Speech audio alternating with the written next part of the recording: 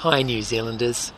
I've been double vaccinated myself, but I've come to Wellington because I'm concerned about the hurts and the division that are affecting so many thousand New Zealanders just at the moment. I met a lovely couple from Hawke's Bay who have chosen for medical reasons not to be vaccinated, and they've paid for it very dearly.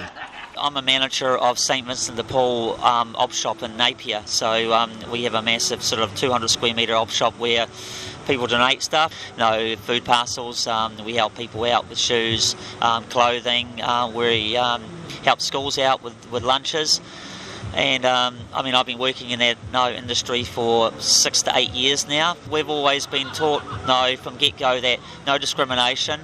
We help those in need without judgment.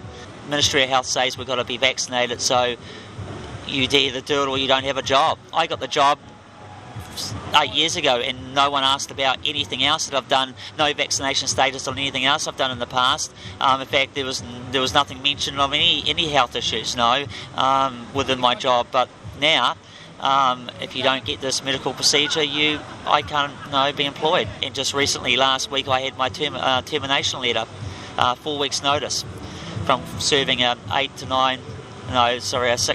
6 year to 8 year job serving the community, and that's a charity organisation.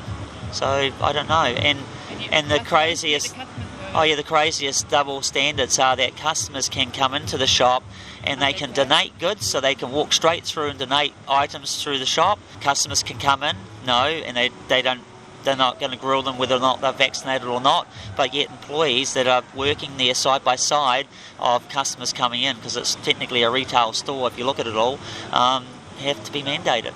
And I'm a pharmacist. Of course, the healthcare sector, as you know, and the teaching, so one of the government mandated groups to be told have the jab or else. So basically around 15th of November, I think, was the deadline with healthcare.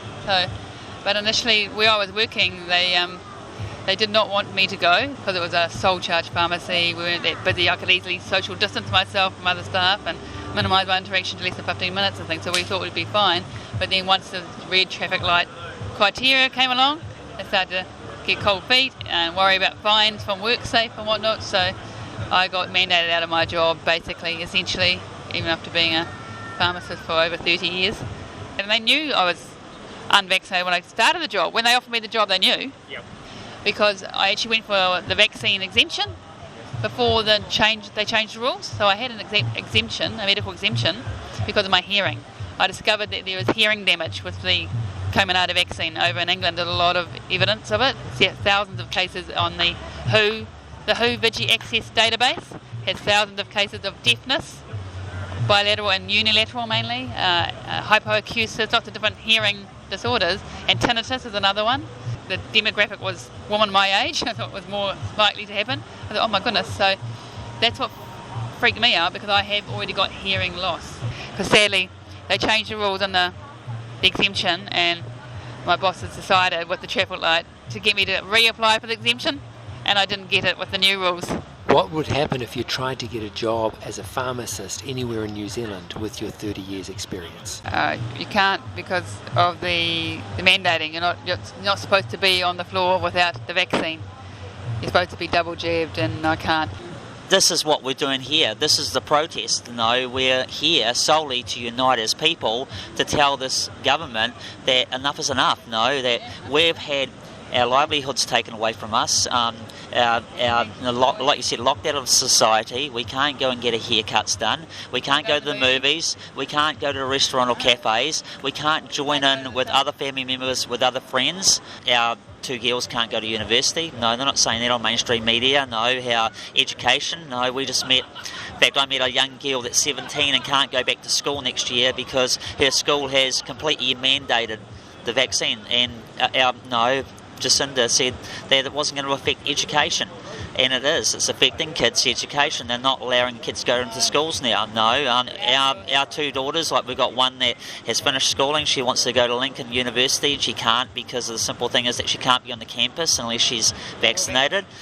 We've got our other daughter that's done 2 years vet science, and she wants to go back and become a veterinarian next year, but she can't go back to Massey University. She can't study from home because the simple thing is that you have to be on campus to do the practical side of it all. It's a form of medical apartheid, basically, isn't it? It's a form of medical apartheid. Thanks for listening to Richard and Carolyn as they've spoken about their own experiences. As a country and a government, we really do need to listen to our people, don't we?